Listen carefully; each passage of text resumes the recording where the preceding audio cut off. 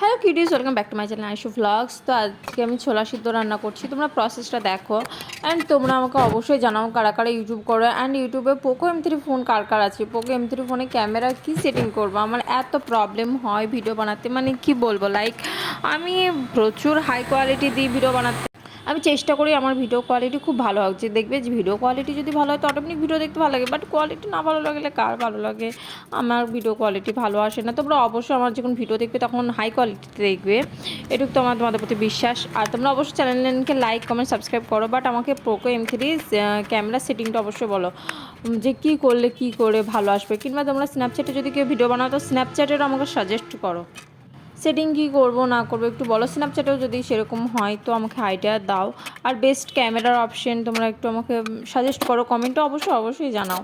And এখানে আমি ছোলা সিদ্ধ আগে থেকে করে নিয়েছিলাম, অ্যান্ড তারপরে পেঁয়াজ আর কাঁচা লঙ্কা দিয়ে ইয়ে করে নিচ্ছি। আর বাট একটা কথা বলি, আমি যদি ভিডিও বানাতে অনেকজন দেখছি বলো যে রান্না করো ভিডিও বানাতে, বাট ভিডিও যখন আমি ভিডিও বানাচ্ছি রান্না করা, তখন আমি মশলা দিতেই ভুলে গেছি, কোনো মশলাই দিইনি আমি।